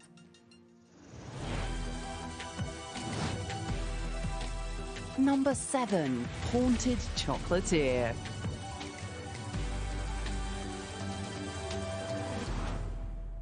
Molly, you and I end up talking about cozy games on the PC Gamer Chatlog podcast quite a bit. Which is why it's so exciting that its creator, Eric Baroni, is currently working on his next game, Haunted Chocolatier, where instead of us being on a farm, we're like running a chocolate shop instead, which sounds super exciting. We haven't seen a whole lot about Haunted Chocolatier yet. We've seen a brief trailer and we've seen some screenshots.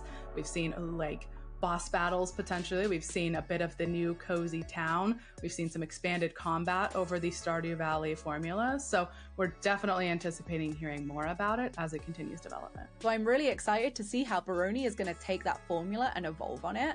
And I have a pretty good feeling that Haunted Chocolatier is going to be setting the standards for cozy games for years to come.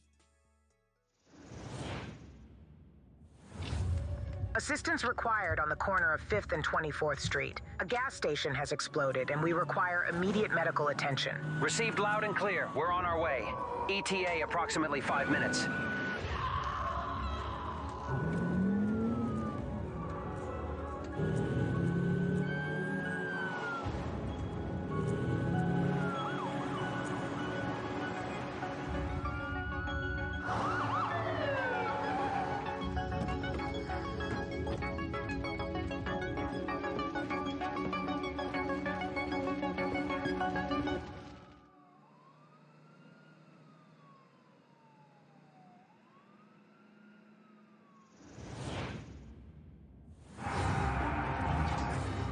The crusade is about to overwhelm us. The crusade is on the rise. I have to warn everybody. We must keep them from reaching the Enclave at all costs.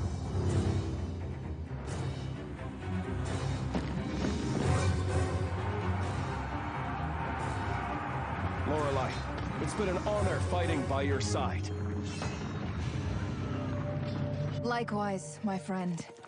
But we'll make it out of here. That's a promise.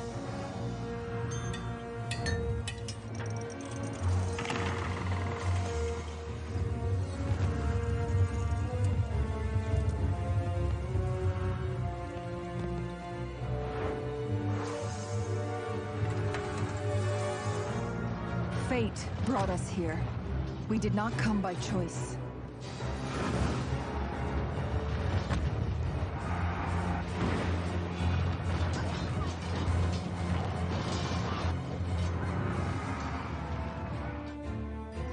Silence that devoured my home.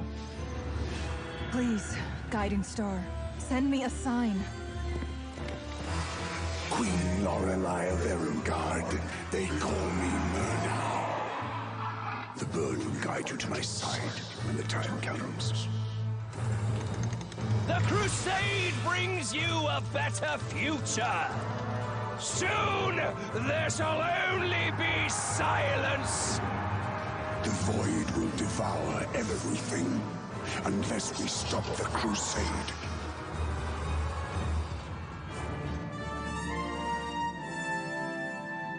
Firstborn, starborn, even constructs. Deep down, we are all as one. A vibrant blend of 4X management and card-based RTS battles, Songs of Silence releases in spring 2024. Next up on the Most Wanted Highway, a game that knows nothing beats a road trip. Just you, your car, the open road, and the interdimensional horrors bubbling forth from reality's cosmic wounds.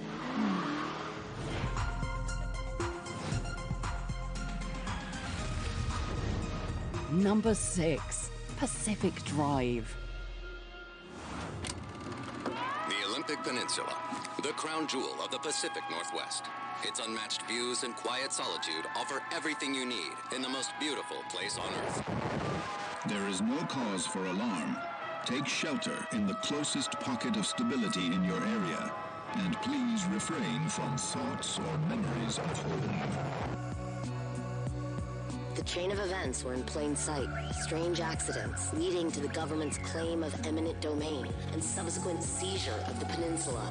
The evacuation of 100,000 people, and the attempt and abject failure at containing the rumors that spread like wildfire. 10. It was hours before Arda came to extract us. 9. Some zone secrets are best left secret. 8. 7. I don't even look up at the sky anymore. 6. Was she a myth, martyr, or monster? 5. Nothing had more potential than limb technology. 4. And look what it did to the Olympic Peninsula. 3, 2, 1. I have the distinct honor to introduce to you the American people.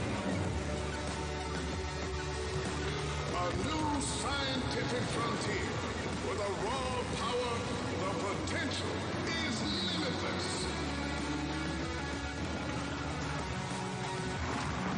On this day,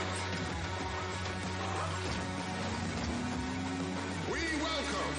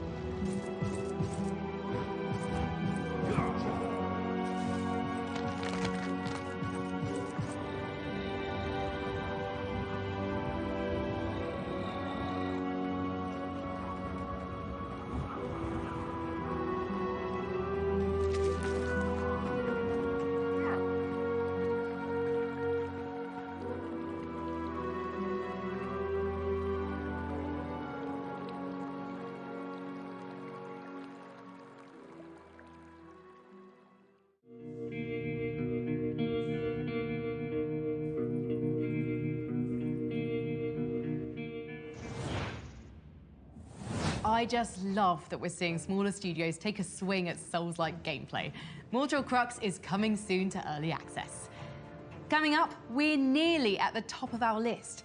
It's time for a second helping of Helldivers as the most wanted countdown continues.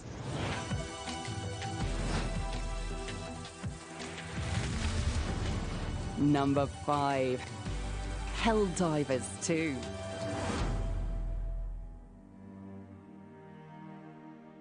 If there's one thing we value, it's interstellar combat with giant acid-belching insects, or as the fine soldiers of Super Earth call it, democracy. Now shooting in third person, the Helldivers redeploy for co-op, and our panel of experts can't wait to enlist.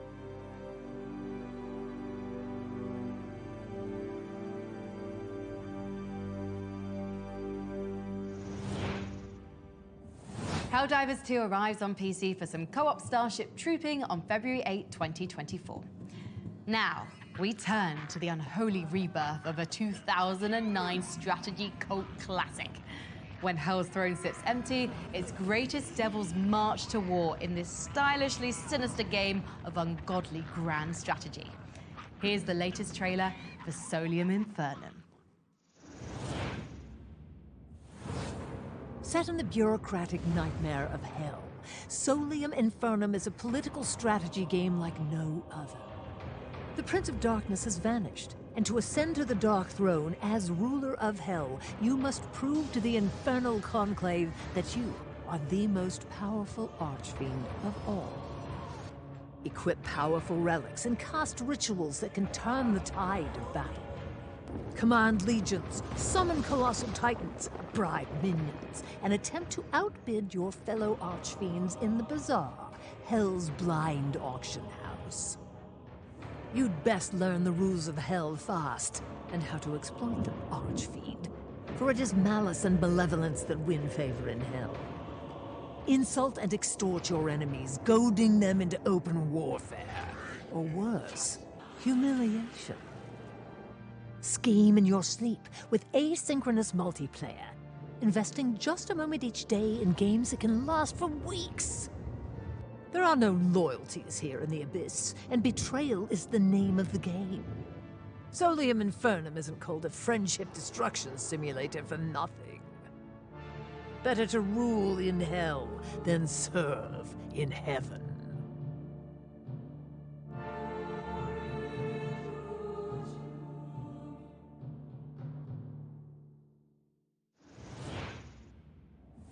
History is defined by moments when its greatest himbos collide. In January, the world will stand witness as Yakuza's very best boys unite for an ocean-spanning RPG adventure, and probably like some mahjong. Like a Dragon earned high marks from our voting crew. Let's see what Sega's got cooking.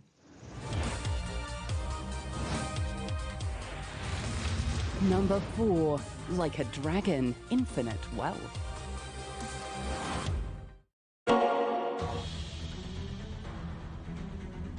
Lately, our old friend the Seiryu clan's been acting mighty suspicious.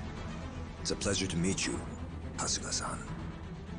I'm sending you to Hawaii. There's someone there who wants to meet you. It's your mother, Akane-san. What the hell's going on? Freeze. Kiryu-san? High time you met the head of the Barracudas. Name's Dwight. Barracudas are after me. Akane-san, they're after her too, you know. You seen this? This is someone else. Yanja. You trying to tell me there are Yakuza in Hawaii? The head of Kazuma Kiryu. What better trophy than the head of a dragon? I really, really need your help, like, right now. I'd take a bullet for a bud any day. Take cover! You can always turn a new leaf, but you can't turn back the clock. All you get is the precious time you're given. You ready for this, Kasuga? Let's do this.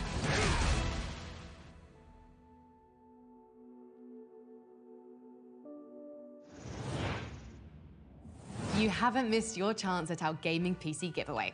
Follow the QR code on screen now and complete our viewership survey. Once you're done, you'll be in the running to win a custom AC Mirage PC created by the talented guys at Blue Horse Studios and boasting a Core i9-14900K CPU from the show's presenting sponsor, Intel. Hell yeah, free computers. We're just a few games away from the #1 game in our countdown and from showing you some exclusive gameplay footage I think you're going to like. But first, here's another game from our wishlist, Crown Wars: The Black Prince.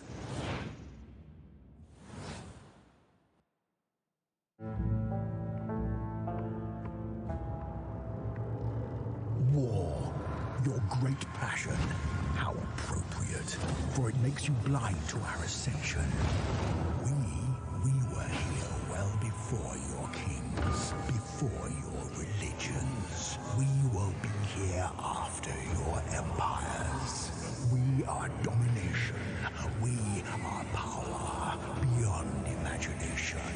We are blood, death, multitude. We are the terror that whispers in the dark. We are the chaos in all things and the order within chaos.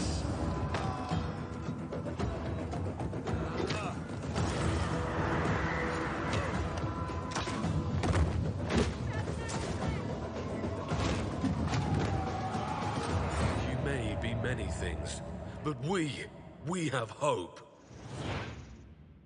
Manage your forces for medieval tactics in Crown Wars: The Black Prince, coming March 2024. Sometimes PC gaming gives us games that empower us to make games. Our next studio visit is with the group behind Everywhere, an ambitious creation platform currently in development. Let's hear a little more about the big vision behind Everywhere.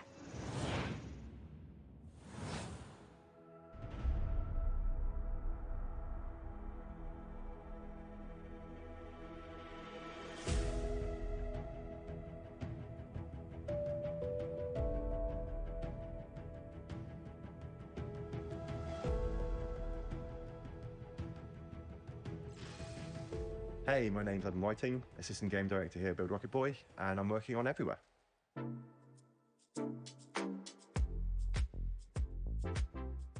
So it's a world of creativity and exploration and discovery underpinned by really high quality systems that hopefully inspire the next generation of games creators and world builders.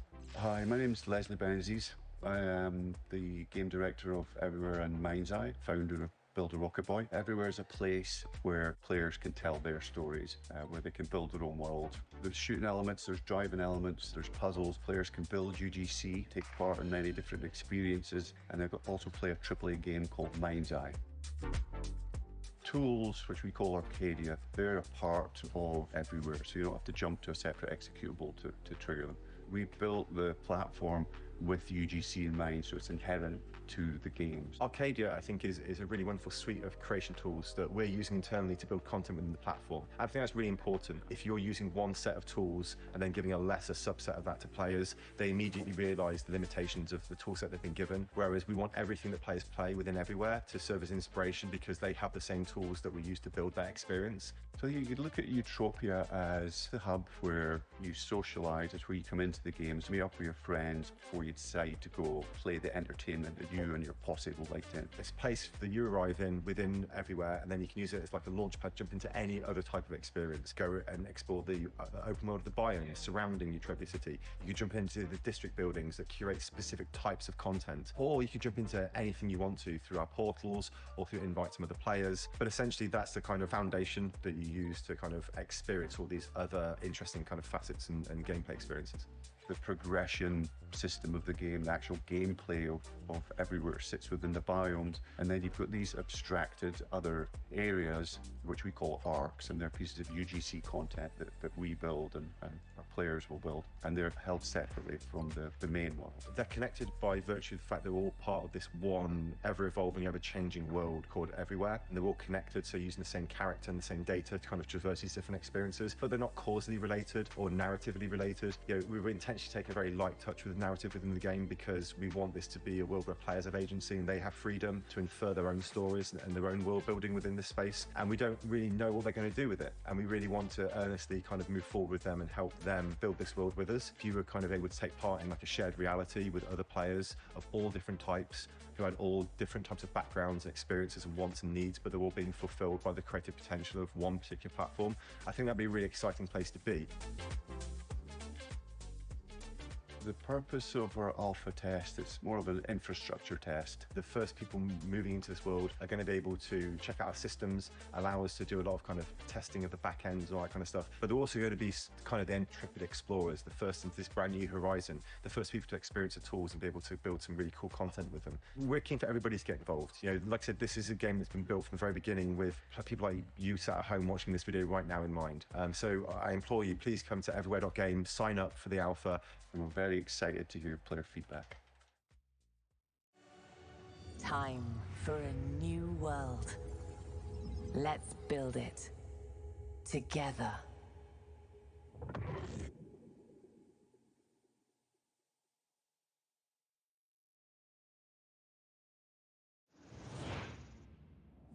We're closing in on number 1, but first, the follow-up to a roguelike with fittingly mythical acclaim.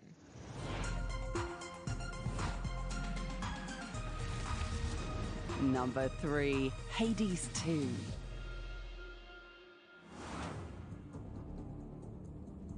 After 3 years, and who knows how many deaths, we still can't get enough Hades. And apparently neither can its developers. In Supergiant's first sequel, Hades is imprisoned and the Titan of Time is loose. You're the witchcraft-wielding princess of the underworld striking out against the forces of Kronos. It's really something to imagine how Hades 2 could build on the slowly unfolding storytelling and elegant design of the first game.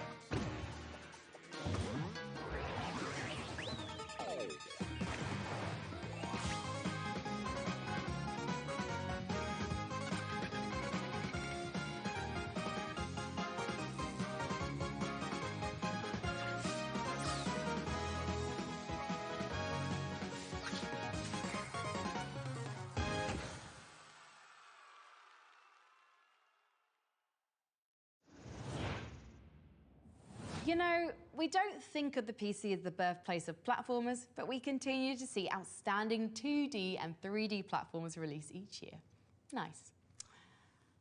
Okay, Elden Ringers, however many boss kills you've got under your belt, the greatest test for every tarnished is, well, it's millennia.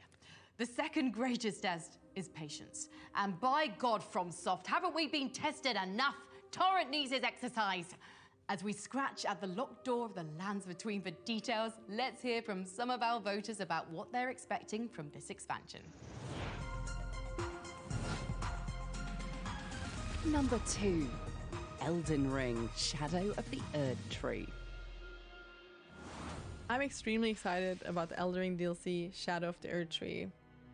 Personally, I'm hoping that they will introduce a new vast area to explore that gives you that same magical feeling as exploring Limgrave for the first time. Just something new and exciting around every corner, pretty much. In terms of boss fights, I'm hoping there will be bosses that are even harder than the base game. If we go back to previous From Software games, typically we've seen that the best and the hardest bosses are in the DLCs. Some examples would be Medir, Gale, Orphan of Cos, Sister Fried, Manus, I would definitely say. It would be thrilling to see if they could come up with a boss that's even more difficult than Melania. Story-wise, I think we'll get a greater understanding into Melania's brother Mikola, which has been very much hinted and talked about in the main game. All in all, they can't release this DLC soon enough. One final RPG featured in our show today is the return of a true cult classic. We saw this studio right at the beginning of the show with horror game Still Wakes the Deep, but they're also working on the second coming of Vampire the Masquerade Bloodlines 2.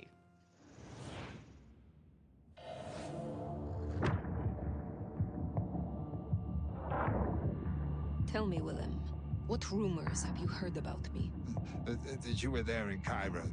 They called you the Slayer. And what will I be to you, Willem? And to this lonely, forgotten warehouse?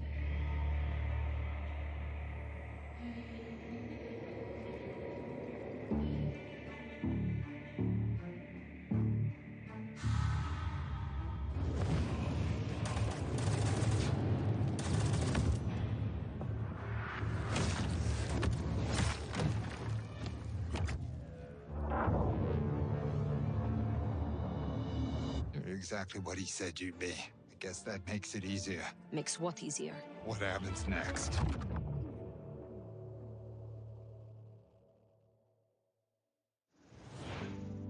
Before we find out which game tops our most wanted list, let's recap the top 25 so far. Still Wakes the Deep, Sword of the Sea, Holston, Persona 3 Reload, Harold Halibut, Star Wars Outlaws, Skate Story, Menace, Avowed, Dragon's Dogma 2, Frostpunk 2, Gloomwood, Grand Theft Auto 6, Tekken 8, Hollow Knight Silk Song, Marathon, Path of Exile 2, Homeworld 3, Haunted Chocolatier, Pacific Drive, Helldivers 2, Like a Dragon, Infinite Wealth, Hades 2, Elden Ring, Shadow of the Erd Tree. We've ranked 24 of our 25 most wanted games, each capturing a different piece of our fascinations. We've had meditative sword surfing, demonic skateboarding, eldritch road tripping, whether it's the three-dimensional space strategy of Homeworld 3 or the ever-expanding universe of build crafting in Path of Exile 2, the most wanted represents the games we can't help but hunger for. But for our panel of experts, one game more than any other had a clear hold on our hopes. This game received the highest voting total from our panel of critics, developers, and content creators. It's the long-awaited return of a series that found wonder in jammed firearms and crackling Geiger counters, striking a balance between lethal tension and dystopic beauty that's never quite been matched. But also, this game is a testament to developer fortitude. This is a project that's weathered wartime, including office relocations and most recently, a severe studio fire. Here is our most wanted game.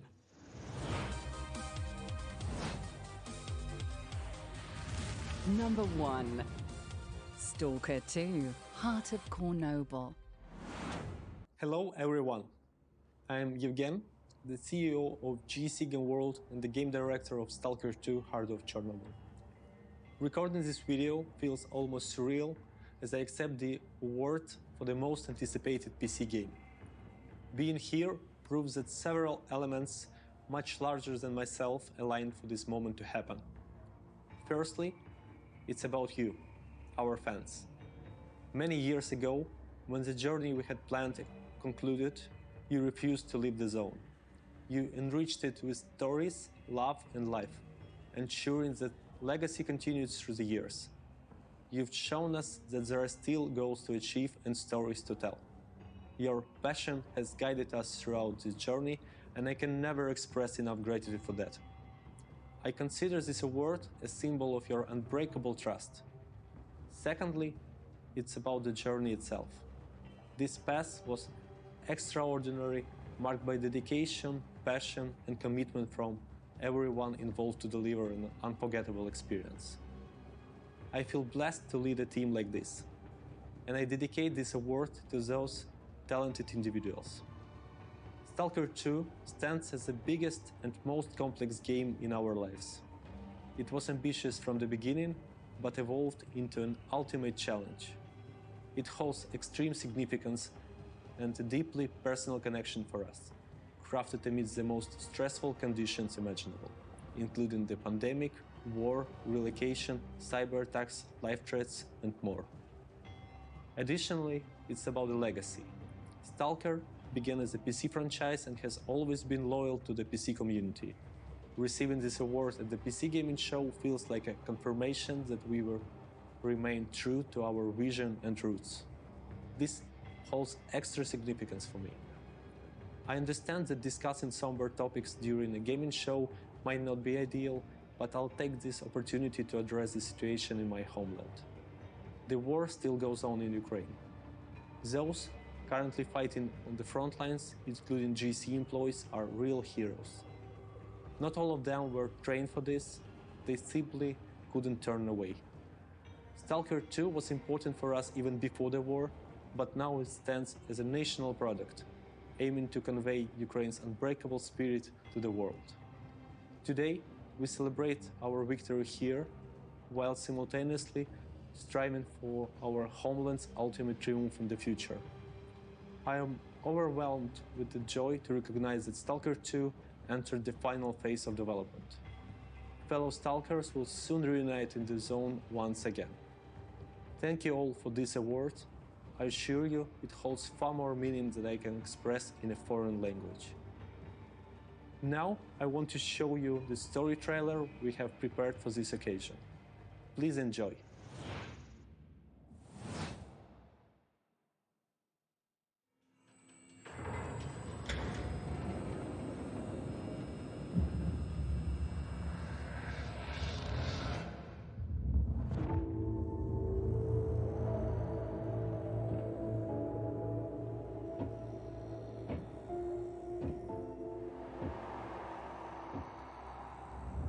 You asked me about my good luck charm. Remember? It's an empty shell. Decided to play soldier? With me? Dimitri and I were just discussing a certain puzzle we found in the zone. But we can't quite seem to get all the pieces to fit. Maybe you can figure it out. It reminded me that we used to be puppets. I took just one awkward step, and my whole world plunged into darkness. I'm sorry, Strider.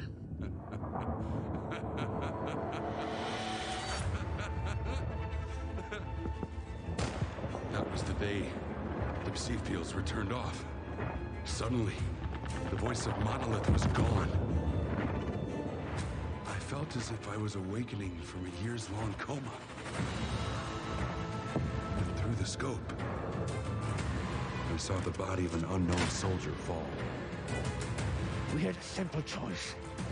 Sit back and just wait for another super emission, or take a chance and get control of the anomalous energy. Only I didn't choose that path. Unlike you.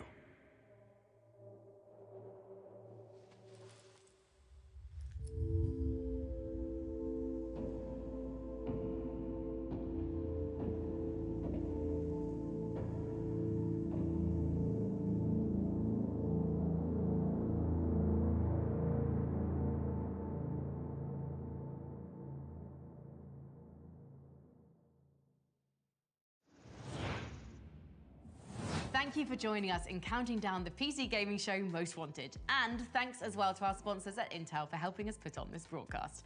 And remember, all the games featured in today's show can be found on the PC Gaming Show Steam page at pcgamer.com/wishlist. The Most Wanted list will continue in 2024. The overflowing bounty of PC gaming does not quit, and neither will our judges. But before then, we'll see you back here in June 2024 when the PC Gaming Show returns. If I can find my way out of this bunker. They've locked me in and I think they're about to turn the lights out. Thank you again for watching.